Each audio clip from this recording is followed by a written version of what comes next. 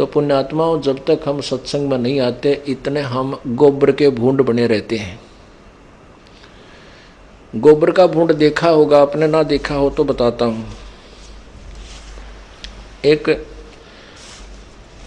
काला सा भूंड हो है, काला भूंड, काला, उसके जानवर सा होता है और उसके जो है ना पंख होते हैं। और वो क्या करता है, जैसे खेतों में हमने विशेषकर देखा, क्योंकि दास का जन्म किसान परिवार में हुआ, तो वहां खेतों में हमने क्या देखा, जैसे पशु कहीं चारा चरते चरते घूमते फिरते चौथ कर देते, अपना गोबर कर डाल देते थे, टट्टी कर देते थे, तो वो गोबर वहां पड़ा रह जाता था रात में। सुबेरा हम देखते थे तो उसमें से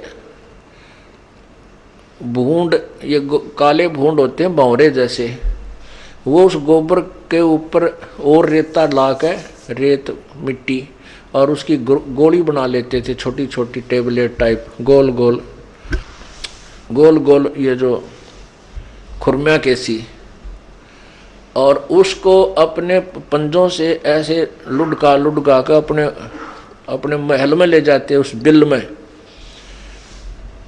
और वो कभी उस गोली का ऊपर न आप गिर जा, फिर उठ कर फिर धकाओ, फिर कुला करता, यानी इतनी प्रयत्न करके उस गोबर ने उठा उठा कर बिल में ठोक रहा है। कहीं उसको ये चिंता है कि कहीं ये गोबर खत्म ना हो जाए, फटाफट अपने घर में धर ले, अपने घर में रख ले इसने गोबर ने। तो ये जो आज माया पुजारी जीव हैं, जो धन इकट्ठा कर करके बैंक में धरे हैं, कि तो और सोना खरीद लिया, कि तो शेर खरीद लिए, भगवान भजना छोड़ दिया, फिर वह गोबर के भूंड बनाए जाते हैं, वो भूंड बनाए जाते हैं और वो गोबर इकट्ठा करके ले, उनकी वृत्ति वही रहती है, लूट ले फटाफट कर दे, गोबर कम हो जाए, और उसको न भर ले अपने घर में। फिर क्या होता है कि कई एक तो हमने देखा, वो ऐसे ऊपर तले गिरते उड़ते, उस इतनी बड्डी को छोटा बनाओ, कौन बेईमान होया करें, अच्छा बड्डा गोला बनाकर उसमें दुकान ले जाओ, कभी ऊपर के गिर, और पशु के पैर के नीचे रस्ते में आकर मर जाते हैं। अब वो गोबर वहां से ढो रहा था, वहां इकट्ठा कर दिया, वो ना उसका काम आया और वो मर गया बीच में। पुण्यात्मा एक उदाहरण है जो हमें अपने हृदय में समाना चाहिए, और इसी से हमें लाभ होता है। भले ये एग्जाम्पल्स हैं, परंतु हमारे लिए बहुत काम की चीज़ हैं। इस अज्ञान अंधेरे को हटाने के लिए ये बहुत काम आवेंगे। एक भंवरा था, भंवरा प्रतिदिन बाग में जाता था, महक आनंद लेता था। उसने एक दिन देखा कि एक आपका सजातीय भाई अज्ञानतावश, देख यहाँ इस गंदे गोबर को, इस गंदगी को के अंदर, और इसमें लटपट हो रहा है, इसने उठा उठा के इधर जमा कर रहा है, और इसको समझा दूं, इसको बता दूं कि चल बाग में बहुत अच्छी जगह है, वहाँ बड़े सुंदर सुंदर फूल हैं, बड़ी महक है, और वहाँ खाने के लिए भी कोमल कोमल पत्ते, फूलों की पंखुड़ियाँ हैं, वहाँ कोई दिक्कत नहीं है। तो वो अपने मित्र वो भूंड के पास बैठ गया भंवरा, और कहने लगा, भाई आजा तुझे बाग में ले चलूं, और वहाँ ऐसे ऐसे ठाठ है, ऐसे ऐसे महक आती है, वहाँ ऐसे ऐसे सुगंध है, पता नहीं कितनी वहाँ खुशियाँ हैं, अच्छी छाया है। और वो भूंड कहता, भाई मेरे काम में बाधा ना कर, मुझे काम करने दे, तू अपना काम कर, तू होता है निठल्ला, तेरे को काम तो है नहीं, बकवाद भाव है, रोज बाग में जाता है, और मुझे समय नहीं है, और मेरा बहुत काम पड़ा, दे कितना गोबर यो चौथ पड़ा, इसको मैंने अपने घर रखना उठा उठा के। अब उसने एक दिन कहा, 2 दिन कहा, 3 दिन कहा, वो भूंड नाराज तो होया को नहीं, क्योंकि मित्र था, कहने लगा भाई मेरे पास समय नहीं है। लेकिन उसको कुछ दिनों के बाद उसके अंदर से जो भंवरा बाग से आता भी, उससे मिलता, जाता भी मिलता। जब वो वापस आता तो उसके अंदर से बहुत सुंदर महक आती उस भूंड ने। तो कुछ देर वो बैठने लग गया छोड़ के उस गोबर की डली ने, और फिर ये कह देता भाई समय नहीं है, बात है तेरी ठीक है। कहने का भाव ये है कि एक दिन उसने स्वीकृति दे दी, चल भाई तू रोज कहता है तो आज तेरे बाग ने भी देख आऊं, बगीची ने। उस भूंड ने कहा, बौरे ने कहा, भाई तेरे काम ने मैं करवा दूंगा बाद में आके न, यदि कोई काम में तेरे को दिक्कत आती है, भाई कोई हानि है तो मैं पूरी करवा दूंगा, तेरी मदद करा के तेरे शेष काम ने कल मैं पूरा करवा दूंगा, तुम मेरे साथ एक बार चल पड़े।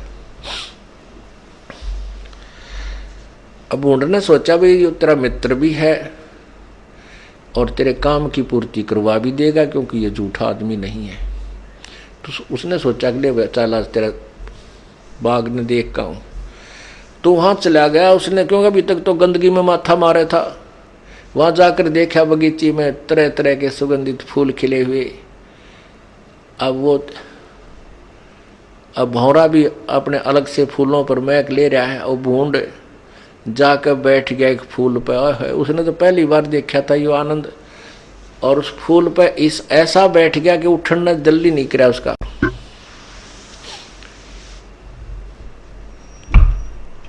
तो क्या हुआ कि शाम के समय वो फूल बंद हो गया, लेकिन वो भूंड नहीं उठा। वो भौरा तो आ गया, क्योंकि उसको देखा एक दो जगह घूम के तेरा मित्र तो पता नहीं कहाँ गया। उसने देखा कि ये फूल बंद हो गए, शायद यो प्रेमी इसके अंदर ही बंद हो गया। और कुछ ऐसे फूल होते थे उनमें बराबरों से पंखड़ियों के साथ से हवा आती रहती थी, वो भौरे मरते नहीं। तो उसने देखा कि आज जो फूल इस बगीचे में है ये बंद तो कर लेंगे, लेकिन यहाँ मरेगा नहीं, तो सुबह देखूंगा इस नाक है। तो सुबह क्या देखा कि वहाँ माली आया और वो फूल तोड़ ले गया जिसमें वो भूंड था। उनको पता होता है कि ये सुबह तक खिल जाएंगे, तो उसने क्या किया कि वो बाजार बेच दिया, उसको लेकर गए। उस दिन राजा का कोई समारोह था, और राजा के कोई लड़का हुआ था, राजा के महल में उसको डाल दिया गया, मतलब ऐसे आदर के साथ कहीं सजावट के स्थान पर लगा दिया। फिर थोड़ी सी देर के बाद वो जब उनका काम पूरा हो गया उसको उठा करके दरिया में बहा दिया। पूजा के काम में लिया गया था, फिर वहां दरिया में बहा दिया, और वो भूंड उस फूल में बैठा। वो फूल तो खिल चुका था, भूंड ना उठा, और वो फूल बहता हुआ जल में जा रहा है। तो वो उसका मित्र बौरा ढूंढ रहा, उसने भाई कित गया, तो डब्बी मर गया तेरा, आज मित्र खो गया, घर वाले भी कुटेंगे का अच्छा लेगा तू उसको सत्संग में बाग में, और वो खो दिया तने। उस चिंता में इधर उधर घूम रहा था। उसने देखा कि भाई ये फूल को कहीं प्रयोग हुआ है तो दरिया में डाला करें, धार्मिक लोग ही ले जाते हैं। तो वो दरिया के ऊपर घूम रहा था, उसने फूल के ऊपर वो बूंद देखा। ने बोला मित्र आ जाए तो उठ ले इस पर। पौरा ने बूंद बोला रहा, बोल रहा मत आनंद सा रहा है, छेड़ा ना, यहीं पर रहने दे मुझे। वो बोला डबी भगत मरेगा तो इसमें डूब के और दरिया में आ गया, आजा तू उठ और बाग में चलेंगे दूसरे में। फिर वो उठ कर उड़ा और बाहर आया।